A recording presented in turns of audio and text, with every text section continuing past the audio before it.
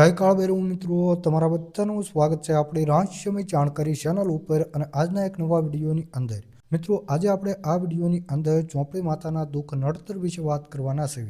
જો મિત્રો કોઈ પણ ચોપડી માતાનું દુઃખ હોય એ ઘણું બધું આકરું અને મુશ્કેલવાળું હોય છે. પહેલાંથી મિત્રો એ ચોપડી માતાનું દુઃખ નડતર દૂર થતું નથી. પછી મિત્રો એ કોઈ પ્રેત આત્માવાળી ચોપડી હોય તોય ભલે, અથવા કોઈ માતા ચોપડી હોય તોય ભલે. ચોપડી મિત્રો જે રહીને તે કુલ બે પ્રકારની હોય છે. એક તો મિત્રો માતાને પણ ચોપડી કહેવામાં આવે છે. તમે ઘણી બધી એવી માતાઓના નામ સાંભળ્યા છે જે માતાઓના નામની પાછળ ચોપડી શબ્દ લાગતો હોય છે. અને એક મિત્રો આવે છે પ્રેત આત્મા. એ પ્રેત આત્માને પણ મિત્રો ચોપડી કહેવામાં આવે છે. હવે કઈ રીતે મિત્રો માતા ચોપડી કહેવાય છે અને કઈ રીતે મિત્રો પ્રેત આત્માને ચોપડી કહેવાય છે, ચાલો હું તમને એના વિશે પણ થોડીક જાણકારી આપી દઉં. તો મિત્રો કોઈ માણસ તંત્ર મંત્ર સાધનાની મદદથી અથવા ભક્તિભાવથી અથવા તો કોઈ અન્ય રીતથી એ માણસ કોઈ પ્રેત આત્માને અથવા તો કોઈ માતાને એ માણસ એના ઘરના જાપે બેહારે છે.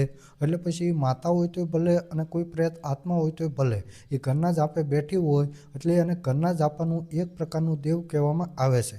અને ઘરના જાપે બેઠી હોવાના કારણે એને ચોપડી કહેવામાં આવે છે. તો કોઈ પ્રેત આત્મા જો ઘરના જાપે બેઠી હોય તો એ પ્રેત આત્મા પણ ઘરના જાપાનું એક પ્રકારનું દેવ કહેવાય છે.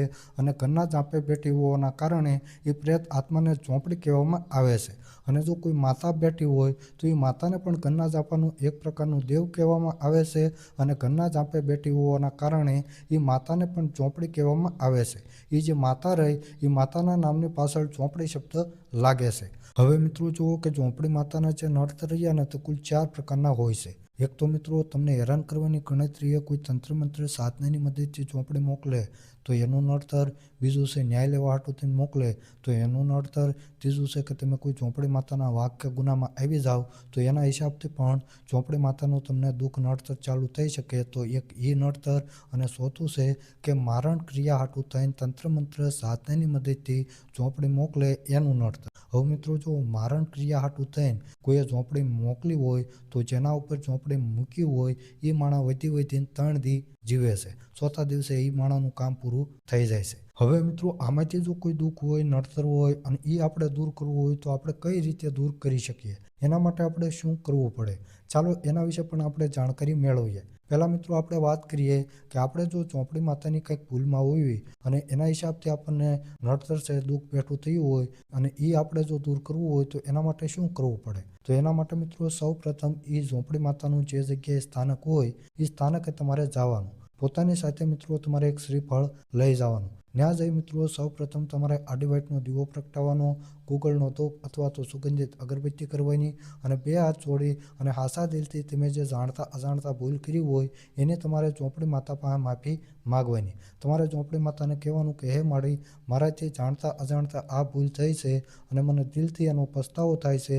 જેથી હું મારી હાસા દિલથી મેં જે ભૂલ કરી છે એની માફી હું તમારા પાસે માગું છું અને ભૂલનું એક શ્રીફળ પણ હું વધેરું છું. આવી રીતે તમારે હાસા દિલથી પ્રાર્થના કરવાની અને તમે જે તમારી સાથે શ્રીફળ લઈ ગયા છો તે તમારે વધેરી નાખવાનું. જેથી મિત્રો તમે ચોપડી માતાની જો ભૂલમાં આવશો તો ભૂલ બદલ ચોપડી માતા જે રહ્યા એ તમને ક્ષમા કરી દે અને એનું જે નડતર રહ્યું, દુઃખ રહ્યું તે દૂર થાય. આ સિવાય મિત્રો કોઈએ જો તંત્ર મંત્ર સાધનાની મદદથી હેરાન કરવાની ગણતરીએ ચોપડી જો મોકલી હોય અને એનું જો દુઃખ હોય, નડતર હોય અને એ જો તમારે દૂર કરવું હોય તો એ તમે જાતે દૂર ના કરી શકો. એના માટે તમારે કોઈ ખારા એવા ભૂવા ભગત તાંત્રિકને મળવું પડે, જે આ મોટા મોટા કારણો કાઢતા હોય, વળગાણો દૂર કરતા હોય, એની તમારે મુલાકાત લેવી પડે. કેમ કે મિત્રો મેં ઘણા બધા એવા દાખલા જોયા છે જેમાં અમુક માણસો છે જેને પાછલા 15-15, 20-20 વર્ષથી ચોપડીનું દુઃખ નડતર ચાલુ છે અને એ ઘણા બધા ભૂવા ભગત ફરી વળ્યા છે છતાં પણ એનું નડતર દુઃખ રહ્યું તે દૂર થયું નથી. કેમ કે મિત્રો મેં તમને આગળ પણ કીધું કે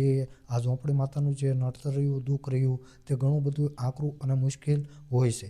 એ જેવા તેવા ભૂવાનું કામ નહીં. એના માટે જો કોઈ ખારો અને હાસો માતાબારે ભૂવો મળે તો એ પછી મિત્રો ચોપડી માતાનું બંધન કરી એને વાળવાની વિધિ કરી અને ચોપડી માતાને વળાવે છે. ત્યારે મિત્રો તમારે એ ચોપડી માતાનું જે દુઃખ રહ્યું, નડતર રહ્યું તે દૂર થાય છે.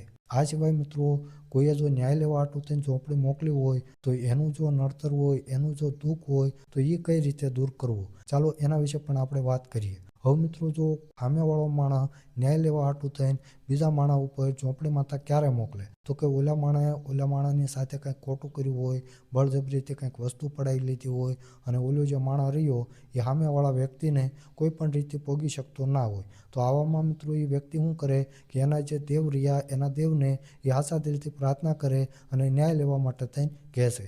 અને આશા દિલથી મિત્રો કોઈ પણ દેવને તમે પ્રાર્થના કરો એટલે દેવ સાંભળે છે, પણ તમે 100% હાસા હોવો જોઈએ અને સામેવાળો 100% ખોટો હોવો જોઈએ ત્યારે. અને મિત્રો દેવને તમે પ્રાર્થના કરો એટલે દેવ ન્યાય લેવા હાટું થઈને જાય છે. અને જ્યાં સુધી સામેવાળો વ્યક્તિ ન્યાય આપતો નથી ત્યાં સુધી જે દેવ રહ્યા તે પાછા વળતા નથી. હવે મિત્રો જો કોઈ ન્યાય લેવા હાટું થઈને ઝોંપડી આવી હોય અને એનું જો નડતર હોય તો તમે સામેવાળા વ્યક્તિને સાથે જે ખોટું કર્યું હોય એને તમે માફી માગી લો. બળજબરીથી કંઈક વસ્તુ પડાવી લીધી હોય તો એ વસ્તુ તમે એને પાછી આપી દો, એની માફી માગો અને જે ઝોંપડી ન્યાય લેવા હાટું થઈને આવી છે એની પણ તમે માફી માગી લો. કેમ કે ઝોંપડી ન્યાય લેવા હાટું થઈને આવી છે. ન્યાય એટલે કે તમે જે ઓલા માણસની પાસેથી બળજબરીથી વસ્તુ પડાવી છે એ વસ્તુ તમે એને પાછી આપી દો છો એટલે ઝોંપડી જે રહે એને ન્યાય મળી જાય છે અને ઝોંપડી જે રહે તે પાછી વળી જાય છે. આ સિવાય મિત્રો કોઈએ તંત્ર મંત્ર સાધનાની મદદથી મારણ ક્રિયા હાટું થઈને ઝોંપડી જો મોકલી હોય તો આમાં મિત્રો તમારે તાત્કાલિક સારવારની જરૂર રહેશે. તાત્કાલિક કોઈક એવા પાવરફુલ શક્તિશાળી ભુવાને મળવું પડે છે જે મોટા મોટા કારણ વળગાણ દૂર કરતા હોય છે. કારણ કે મિત્રો મારણ ક્રિયા હાટું થઈને ઝોંપડી મોકલી હોય એ મિત્રો તાત્કાલિક જ એની અસર દેખાડે છે. શરીરની અંદર મિત્રો એ એવા મોટા મોટા રોગ ઉત્પન્ન કરે છે જેથી મિત્રો માણસ જે રહ્યો તે વધી 3 દિવસ જ તે જીવે છે. ચોથો દી ભાળતો નથી. ચોથા દિવસે એ માણસનું કામ પૂરું થઈ જાય છે. જો આવું મિત્રો કોઈએ તંત્ર મંત્ર સાધનાની મદદથી મારણ ક્રિયા હાટું થઈને ઝોંપડી મોકલી હોય તો એનું તાત્કાલિક જ તે તમારે સારવાર કરવી પડે છે. તાત્કાલિક જ તે તમારે કોઈ પાવરફુલ શક્તિશાળી ભુવાને મળવું પડે છે જેથી મિત્રો એ જે ભુવા રહ્યા તે આ ઝોંપડીનું બંધન કરી અને એને વાળે છે. બાકી જો 3 થી 4 દી વહી ગયા અને તમે કોઈ પણ ભુવાને મળ્યા ના હો તો પછી ચોથો દી તમે ભાળતા નથી. કારણ કે મારણ ક્રિયા હાટું થઈને જે ઝોંપડી મોકલી હોય એ તાત્કાલિક જ તેનો પ્રભાવ દેખાડે છે. શરીરની અંદર એ એવા મોટા મોટા રોગો ઉત્પન્ન કરે છે જેથી માણસ 2 થી 3 દિવસ જ તે જીવે છે. ચોથા દિવસે એ માણસનું કામ પૂરું થઈ જાય છે. તો બસ મિત્રો આજના આ વિડીયોની અંદર આટલું જ તે. આ હતી મિત્રો એ ઝોંપડીના નડતરની જાણકારી. જો તમને આ વિડીયો ગમ્યો હોય, આ જાણકારી ગમી હોય અને તમે આવી બીજી પણ ઘણી બધી જાણકારી મેળવવામાં જો રસ ધરાવતા હો તો આપણી આ રહસ્યમય જાણકારી ચેનલને સબસ્ક્રાઈબ કરો, વિડીયોને લાઈક કરો અને વિડીયોથી લગતો જો તમારો કંઈ સવાલ હોય તો તમે કમેન્ટ કરો. તો બસ મિત્રો આજના આ વિડીયોની અંદર આટલું જ તે. જય કાળ ભૈરવ મિત્રો, જય ભોળેનાથ, હર હર મહાદેવ, હર.